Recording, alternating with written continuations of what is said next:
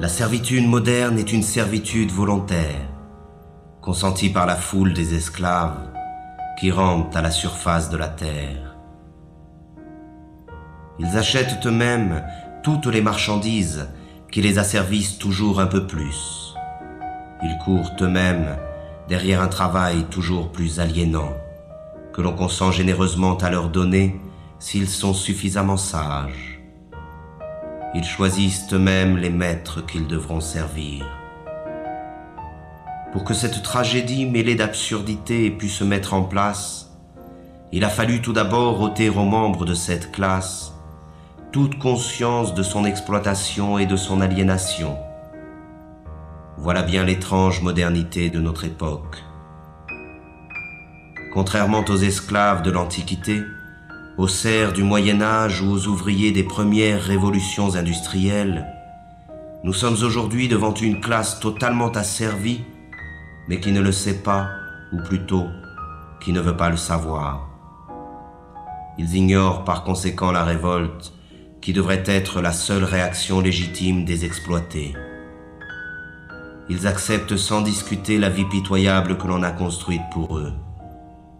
Le renoncement et la résignation sont la source de leur malheur. Voilà le mauvais rêve des esclaves modernes, qui n'aspirent finalement qu'à se laisser aller dans la danse macabre du système de l'aliénation.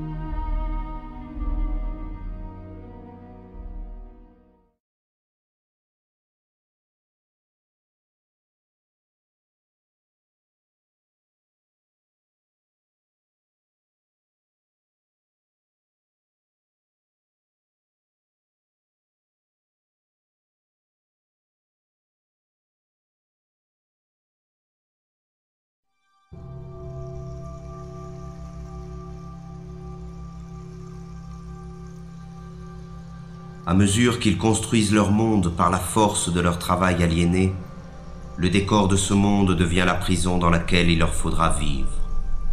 Un monde sordide, sans saveur ni odeur, qui porte en lui la misère du mode de production dominant. Ce décor est en perpétuelle construction. Rien n'y est stable. La réflexion permanente de l'espace qui nous entoure trouve sa justification dans l'amnésie généralisée et l'insécurité dans lesquelles doivent vivre ses habitants. Il s'agit de tout refaire à l'image du système. Le monde devient tous les jours un peu plus sale et bruyant, comme une usine. Chaque parcelle de ce monde est la propriété d'un État ou d'un particulier.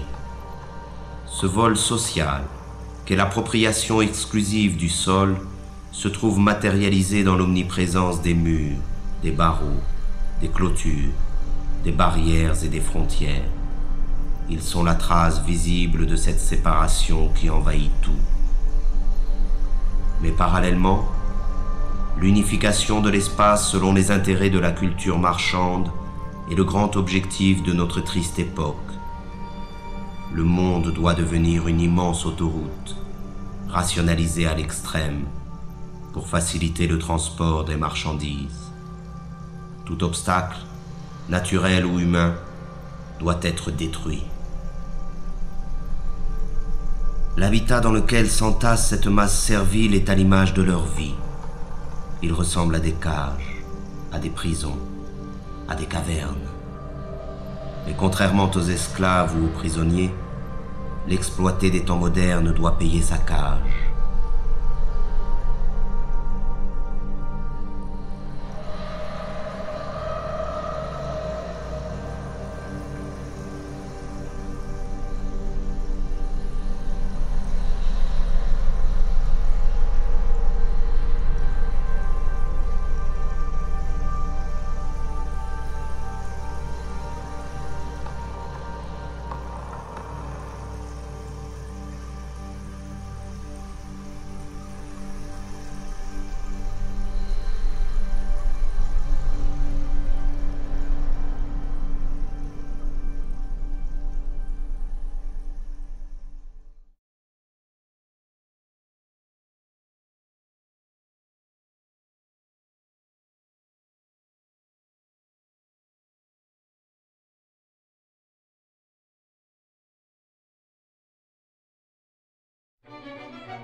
Et c'est dans ce logis étroit et lugubre qu'il entasse les nouvelles marchandises qui devraient, selon les messages publicitaires omniprésents, lui apporter le bonheur et la plénitude.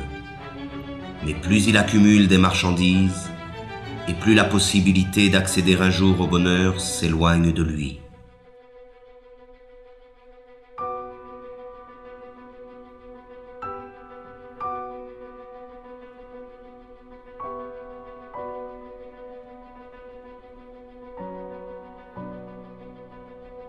La marchandise, idéologique par essence, dépossède de son travail celui qui la produit et dépossède de sa vie celui qui la consomme.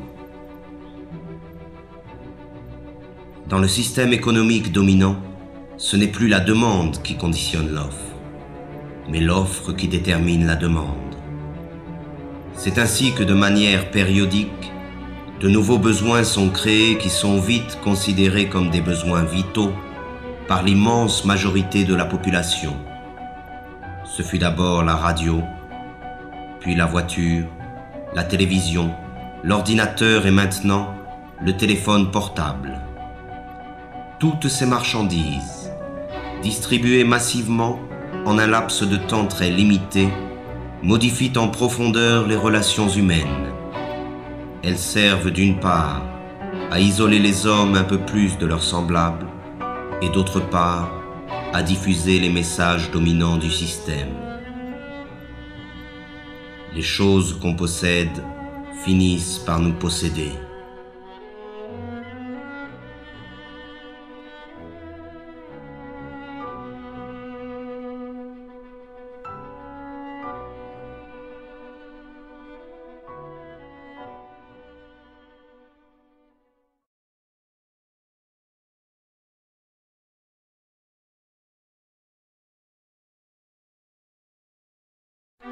Mais c'est encore lorsqu'il s'alimente que l'esclave moderne illustre le mieux l'état de décrépitude dans lequel il se trouve.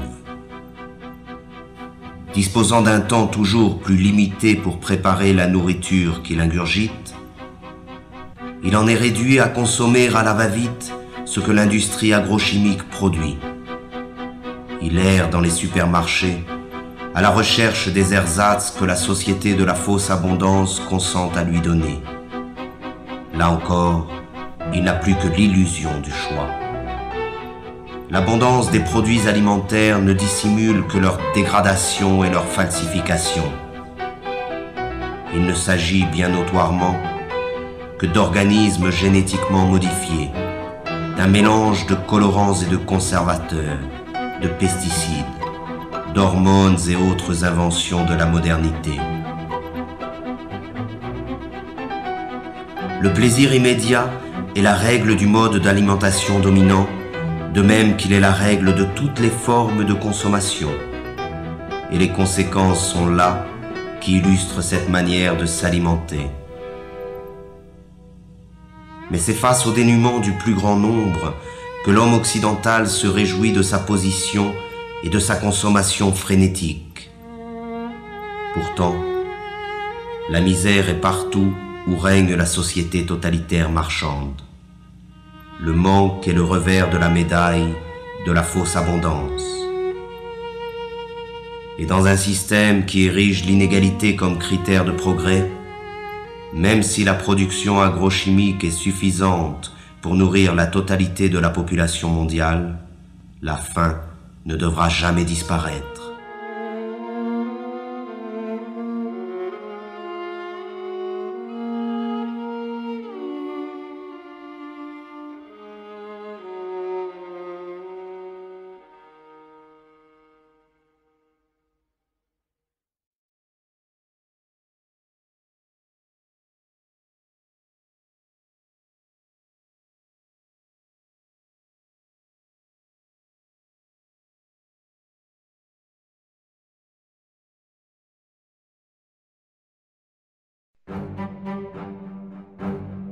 L'autre conséquence de la fausse abondance alimentaire est la généralisation des usines concentrationnaires et l'extermination massive et barbare des espèces qui servent à nourrir les esclaves.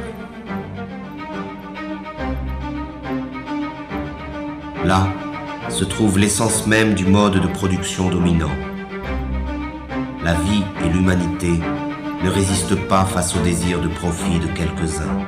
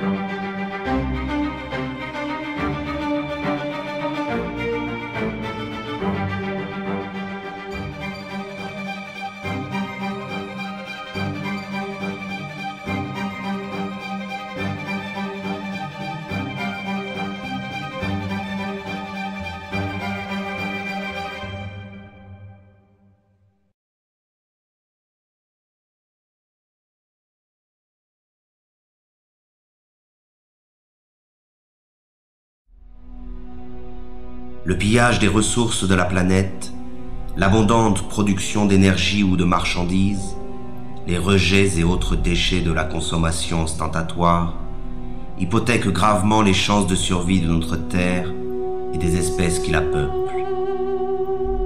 Mais pour laisser libre cours au capitalisme sauvage, la croissance ne doit jamais s'arrêter. Il faut produire, produire et reproduire encore.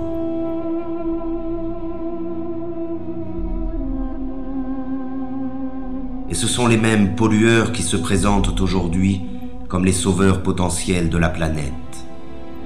Ces imbéciles du show business subventionnés par les firmes multinationales essaient de nous convaincre qu'un simple changement de nos habitudes de vie suffirait à sauver la planète du désastre. Et pendant qu'ils nous culpabilisent, ils continuent à polluer sans cesse notre environnement et notre esprit. Ces pauvres thèses pseudo-écologiques sont reprises en chœur par tous les politiciens véreux à court de slogans publicitaires. Mais ils se gardent bien de proposer un changement radical dans le système de production. Il s'agit comme toujours de changer quelques détails pour que tout puisse rester comme avant.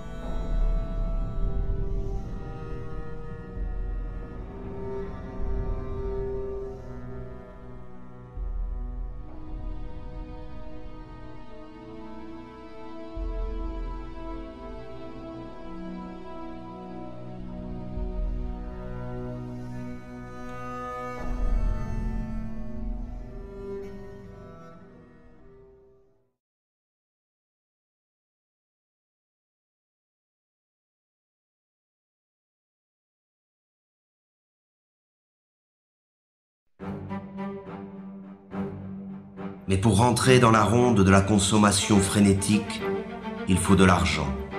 Et pour avoir de l'argent, il faut travailler, c'est-à-dire se vendre. Le système dominant a fait du travail sa principale valeur. Et les esclaves doivent travailler toujours plus pour payer à crédit leur vie misérable. Ils s'épuisent dans le travail, perdent la plus grande part de leur force vitale et subissent les pires humiliations. Ils passent toute leur vie à une activité fatigante et ennuyeuse pour le profit de quelques-uns. L'invention du chômage moderne est là pour les effrayer et les faire remercier sans cesse le pouvoir de se montrer généreux avec eux. Que pourraient-ils bien faire sans cette torture qu'est le travail? Et ce sont ces activités aliénantes que l'on présente comme une libération. Quelle déchéance et quelle misère!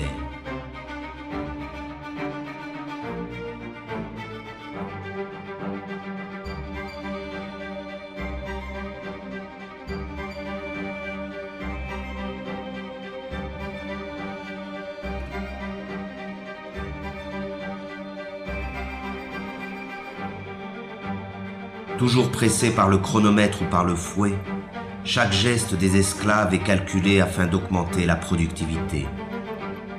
L'organisation scientifique du travail constitue l'essence même de la dépossession des travailleurs, à la fois du fruit de leur travail, mais aussi du temps qu'ils passent à la production automatique des marchandises ou des services. Le rôle du travailleur se confond avec celui d'une machine dans les usines, avec celui d'un ordinateur dans les bureaux. Le temps perdu ne revient plus. Ainsi, chaque travailleur est assigné à une tâche répétitive, qu'elle soit intellectuelle ou physique. Il est spécialiste dans son domaine de production. Cette spécialisation se retrouve à l'échelle de la planète dans le cadre de la Division internationale du travail. On conçoit en Occident, on produit en Asie et l'on meurt en Afrique.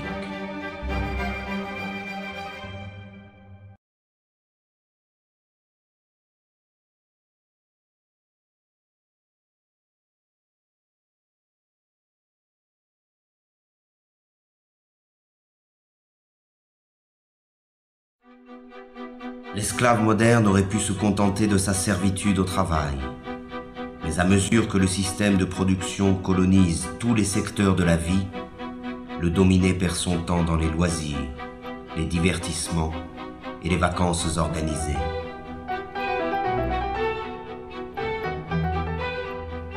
Aucun moment de son quotidien n'échappe à l'emprise du système. Chaque instant de sa vie a été envahi. C'est un esclave à temps plein.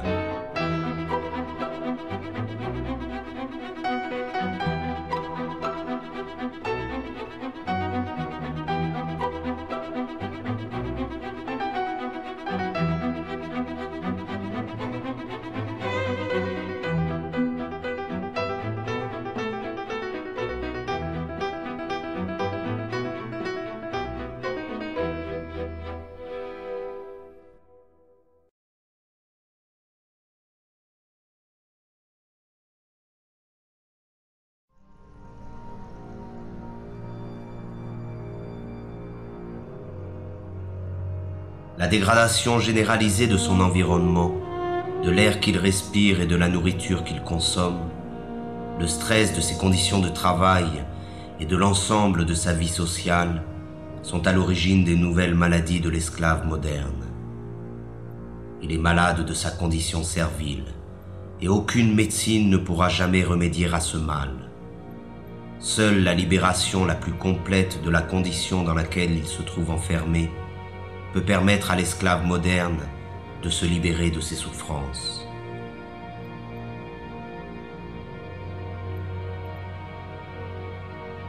La médecine occidentale ne connaît qu'un remède face aux maux dont souffrent les esclaves modernes, la mutilation.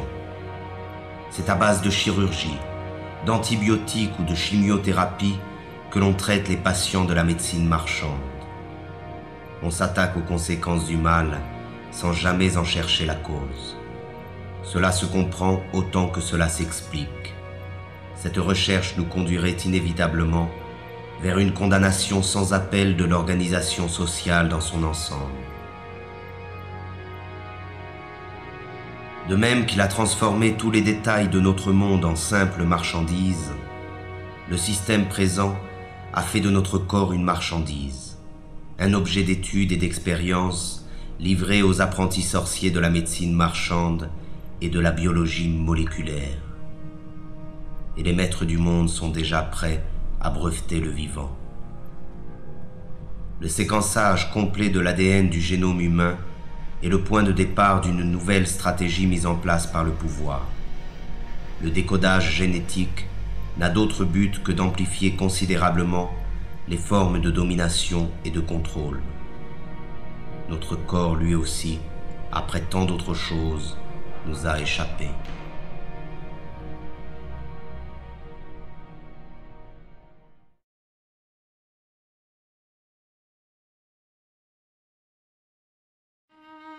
Le meilleur de sa vie lui échappe, mais il continue, car il a l'habitude d'obéir depuis toujours. L'obéissance est devenue sa seconde nature. Il obéit sans savoir pourquoi, simplement parce qu'il sait qu'il doit obéir. Obéir, produire et consommer, voilà le triptyque qui domine sa vie. Il obéit à ses parents, à ses professeurs, à ses patrons, à ses propriétaires, à ses marchands. Il obéit à la loi et aux forces de l'ordre. Il obéit à tous les pouvoirs car il ne sait rien faire d'autre. La désobéissance l'effraie plus que tout, car la désobéissance, c'est le risque, l'aventure, le changement. Mais de même que l'enfant panique lorsqu'il perd de vue ses parents, l'esclave moderne est perdu sans le pouvoir qui l'a créé. Alors il continue d'obéir.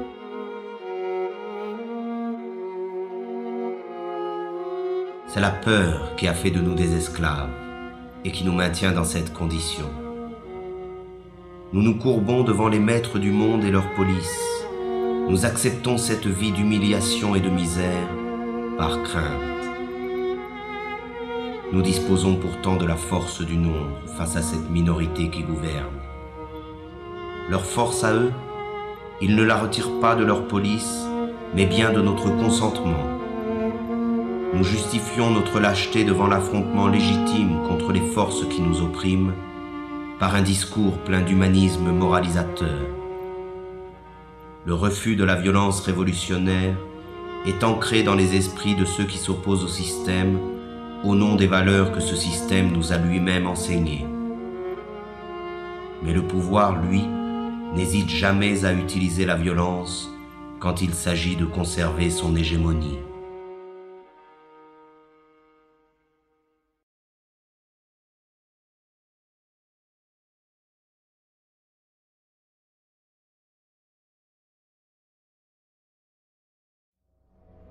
Pourtant, il y a encore des individus qui échappent au contrôle des consciences, mais ils sont sous surveillance.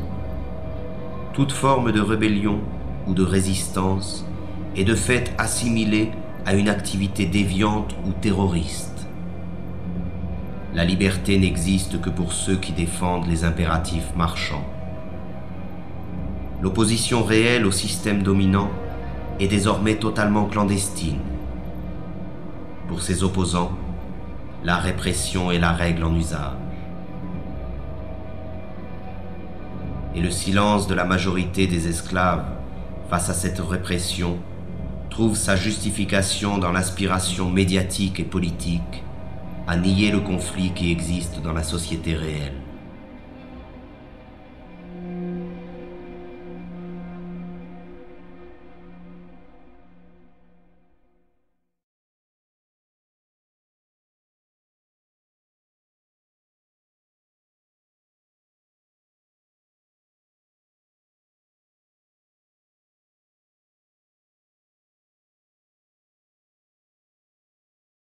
Comme tous les êtres opprimés de l'histoire, l'esclave moderne a besoin de sa mystique et de son Dieu pour anesthésier le mal qui le tourmente et la souffrance qui l'accable. Mais ce nouveau Dieu, auquel il a livré son âme, n'est rien d'autre que le néant, un bout de papier, un numéro qui n'a de sens que parce que tout le monde a décidé de lui en donner. C'est pour ce nouveau Dieu qu'il étudie, qu'il travaille, qu'il se bat et qu'il se vend. C'est pour ce nouveau Dieu qu'il a abandonné toute valeur et qu'il est prêt à faire n'importe quoi. Il croit qu'en possédant beaucoup d'argent, il se libérera des contraintes dans lesquelles il se trouve enfermé, comme si la possession allait de pair avec la liberté. La libération est une ascèse qui provient de la maîtrise de soi. Elle est un désir et une volonté en acte. Elle est dans l'être et non dans la voix. Mais encore faut-il être résolu à ne plus servir, à ne plus obéir. Encore faut-il être capable de rompre avec une habitude que personne, semble-t-il, n'ose remettre en cause.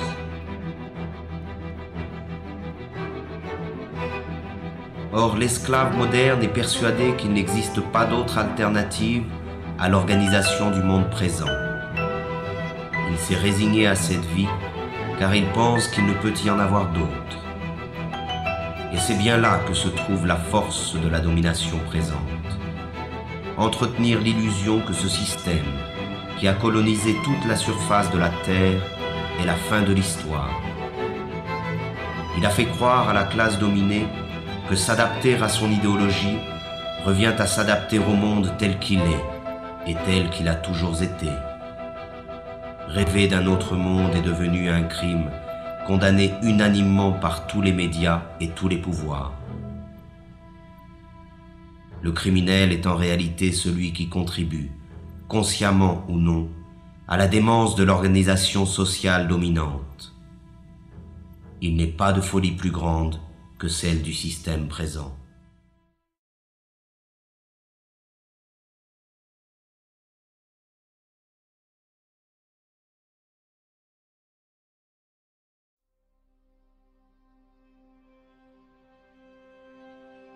Devant la désolation du monde réel, il s'agit pour le système de coloniser l'ensemble de la conscience des esclaves. C'est ainsi que dans le système dominant, les forces de répression laissent progressivement place à la dissuasion, qui dès la plus petite enfance accomplit son œuvre de formation des esclaves. Ils doivent oublier leurs conditions serviles, leur prison et leur vie misérable. Il suffit de voir cette foule hypnotique connectée devant tous les écrans qui accompagnent leur vie quotidienne.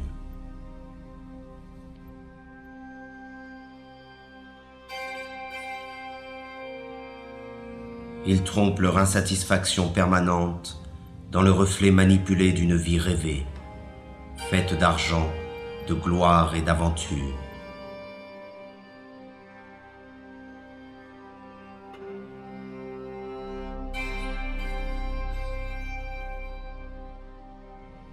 Mais leurs rêves sont tout aussi affligeants que leur vie misérable.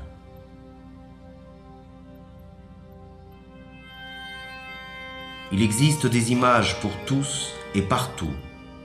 Elles portent en elles le message idéologique de la société moderne et servent d'instruments d'unification et de propagande.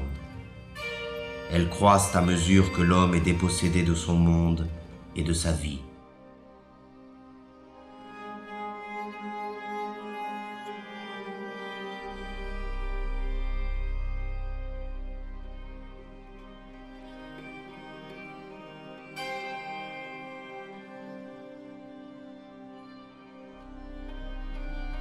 C'est l'enfant qui est la cible première de ces images, car il s'agit d'étouffer la liberté dans son berceau. Il faut les rendre stupides et leur ôter toute forme de réflexion et de critique. Tout cela se fait bien entendu avec la complicité déconcertante de leurs parents, qui ne cherchent même plus à résister face à la force de frappe cumulée de tous les moyens modernes de communication. Ils achètent eux-mêmes toutes les marchandises nécessaires à l'asservissement de leur progéniture. Ils se dépossèdent de l'éducation de leurs enfants et la livrent en bloc au système de l'abrutissement et de la médiocrité. Il y a des images pour tous les âges et pour toutes les classes sociales. Et les esclaves modernes confondent ces images avec la culture et parfois même avec l'art. On fait appel aux instincts les plus sordides pour écouler les stocks de marchandises. Et c'est encore la femme, doublement esclave dans la société présente, qui en paie le prix fort. Elle en est réduite à être un simple objet de consommation. La révolte elle-même est devenue une image que l'on vend pour mieux en détruire le potentiel subversif. L'image est toujours aujourd'hui la forme de communication la plus simple et la plus efficace. On construit des modèles, on abrutit les masses, on leur ment, on crée des frustrations. On diffuse l'idéologie marchande par l'image, car il s'agit encore et toujours du même objectif, vendre des modes de vie ou des produits, des comportements ou des marchandises, peu importe, mais il faut vendre.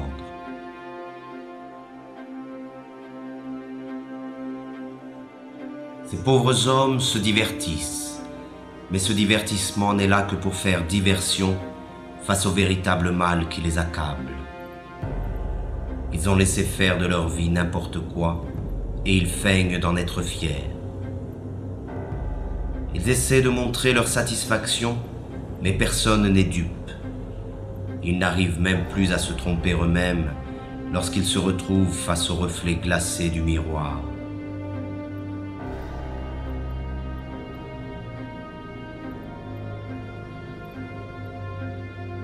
Ainsi, ils perdent leur temps devant des imbéciles censés les faire rire ou les faire chanter, les faire rêver ou les faire pleurer.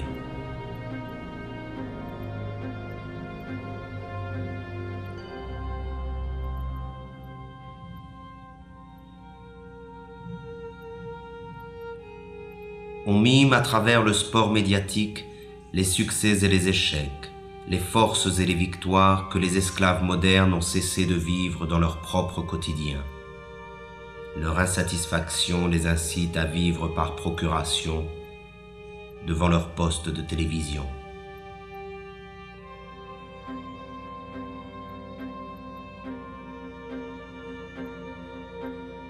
Tandis que les empereurs de la Rome antique achetaient la soumission du peuple avec du pain et les jeux du cirque, aujourd'hui c'est avec les divertissements et la consommation du vide que l'on achète le silence des esclaves.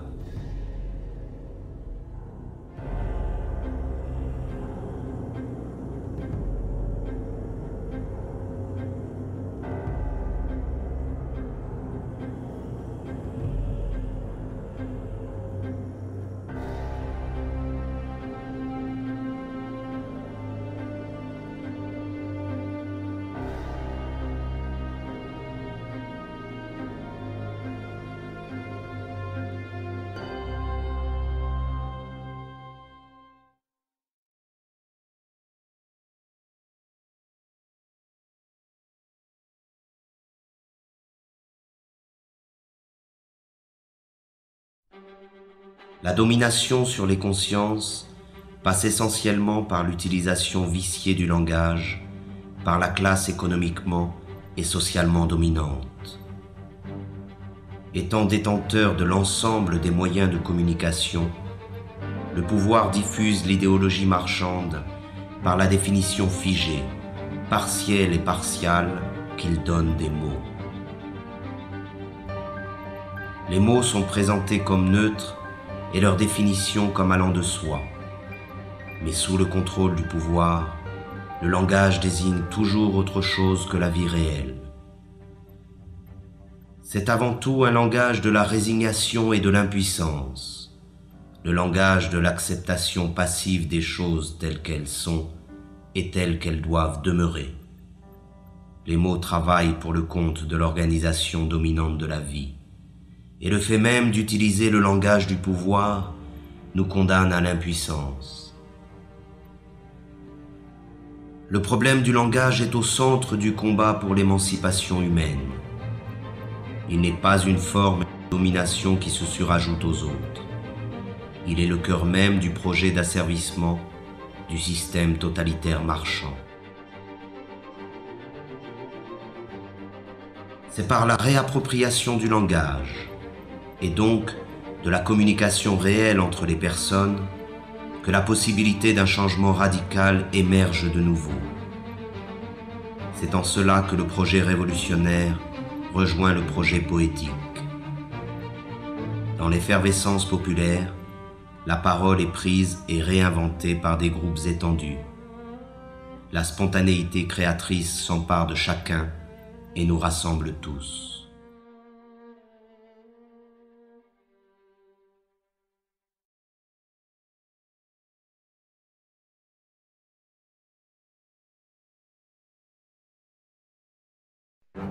Pourtant, les esclaves modernes se pensent toujours citoyens. Ils croient voter et décider librement qui doit conduire leurs affaires, comme s'ils avaient encore le choix. Ils n'en ont conservé que l'illusion. Croyez-vous encore qu'il existe une différence fondamentale quant au choix de société dans laquelle nous voulons vivre entre le PS et l'UMP en France, entre les démocrates et les républicains aux États-Unis, entre les travaillistes et les conservateurs au Royaume-Uni? Il n'existe pas d'opposition car les partis politiques dominants sont d'accord sur l'essentiel, qui est la conservation de la présente société marchande. Il n'existe pas de parti politique susceptible d'accéder au pouvoir qui remettent en cause le dogme du marché. Et ce sont ces partis qui, avec la complicité médiatique, monopolisent l'apparence. Ils se chamaillent sur des points de détail pourvu que tout reste en place. Ils se disputent pour savoir qui occupera les places que leur offre le parlementarisme marchand. Ces pauvres chamailleries sont relayées par tous les médias dans le but d'occulter un véritable débat sur le choix de société dans laquelle nous souhaitons vivre. L'apparence et la futilité dominent sur la profondeur de l'affrontement des idées. Tout cela ne ressemble en rien, de près ou de loin, à une démocratie. La démocratie réelle se définit d'abord et avant tout par la participation massive des citoyens à la gestion des affaires de la cité. Elle est directe et participative. Elle trouve son expression la plus authentique dans l'assemblée populaire et le dialogue permanent sur l'organisation de la vie en commun. La forme représentative et parlementaire, qui usurpe le nom de démocratie, limite le pouvoir des citoyens au simple droit de vote, c'est-à-dire au néant, tant il est vrai que le choix entre gris clair et gris foncé n'est pas un choix véritable. Les sièges parlementaires sont occupés dans leur immense majorité par la classe économiquement dominante, qu'elle soit de droite ou de la prétendue gauche social-démocrate. Le pouvoir n'est pas à conquérir, il est à détruire. Il est tyrannique par nature, qu'il soit exercé par un roi, un dictateur ou un président élu. La seule différence dans le cas de la démocratie parlementaire, c'est que les esclaves ont l'illusion de choisir eux-mêmes le maître qu'ils devront servir.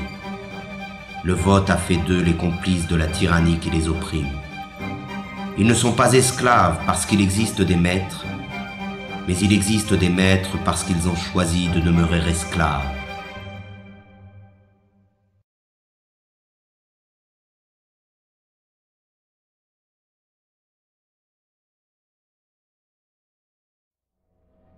Le système dominant se définit donc par l'omniprésence de son idéologie marchande. Elle occupe à la fois tout l'espace et tous les secteurs de la vie. Elle ne dit rien de plus que produisez, vendez, consommez, accumulez. Elle a réduit l'ensemble des rapports humains à des rapports marchands et considère notre planète comme une simple marchandise. Le devoir qu'elle nous impose est le travail servile. Le seul droit qu'elle reconnaît est le droit à la propriété privée. Le seul Dieu qu'elle arbore est l'argent. Le monopole de l'apparence est total. Seuls paraissent les hommes et les discours favorables à l'idéologie dominante. La critique de ce monde est noyée dans le flot médiatique qui détermine ce qui est bien et ce qui est mal, ce que l'on peut voir et ce que l'on ne peut pas voir. Omniprésence de l'idéologie, culte de l'argent, monopole de l'apparence, parti unique sous couvert du pluralisme parlementaire, absence d'une opposition visible, répression sous toutes ses formes, volonté de transformer l'homme et le monde. Voilà le visage réel du totalitarisme moderne, que l'on appelle démocratie libérale, mais qu'il faut maintenant appeler par son nom véritable, le système totalitaire marchand. L'homme, la société et l'ensemble de notre planète sont au service de cette idéologie. Le système totalitaire marchand a donc réalisé ce qu'aucun totalitarisme n'avait pu faire avant lui: unifier le monde à son image. Aujourd'hui, il n'y a plus d'exil possible.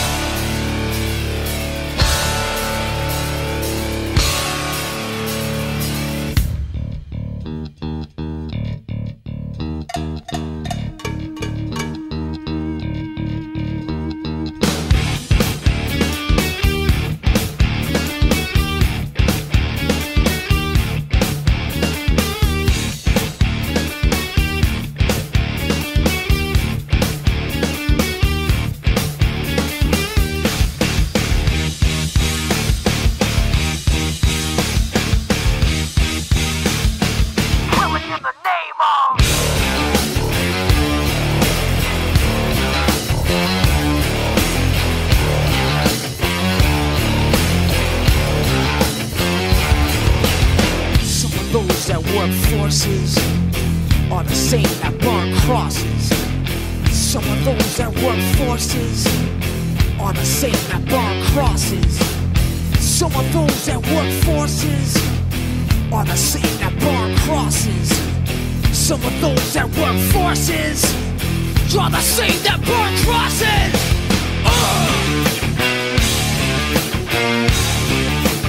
Killing in the name of, killing in the name of. Now you do what they told ya. Now you do what they told ya. Now you do what they told ya. Now you do what they told ya. Now you do what they told ya. Now you do what they told ya. And now you do what they told ya. And now you do what they told ya. And now you do what they told ya. And now you do what they told ya. And now you do what they told ya. And now you do what they told ya. Those who died are justified for wearing the badge and you're chosen white. You're justified. Those that died for wearing the badge and you're chosen white. Those who died are justified for wearing the badge and you're chosen white. You're justified. Those who died for wearing the badge and you're chosen white. Some of those that work forces are the same that burn crosses. Some of those that work forces are the same that burn crosses. Some of those that work forces are the same that burn crosses.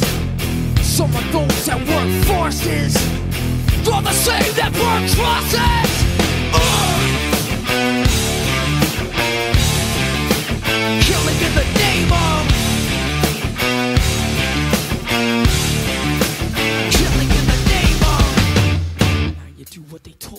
And now you do what they told you. And now you do what they told you. And now you do what they told you. And now you do what they told you. Now you're under control. And now you do what they told you. Now you're under control. And now you do what they told you. Now you're under control. And now you do what they told you. Now you're under control. And now you do what they told you. Now you're under control. And now you do what they told you. Now you're under control. And now you do what they told you. Now you're under control. And now you do what they told you. Those who died are justified for wearing the badge. They get chosen white. You're justified. Those that died for wearing the badge. They get chosen white. Justified. Those that died for wearing the badge. They get chosen white. Come on.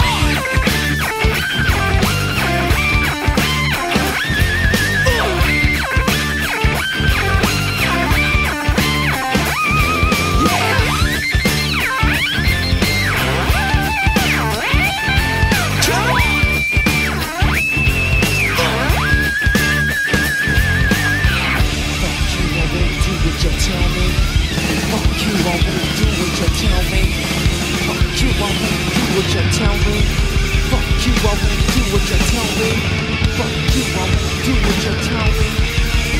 I won't do what you tell me. Fuck you, I won't do what you tell me. Fuck you, I won't do what you tell me. Fuck you, I won't do what you tell me.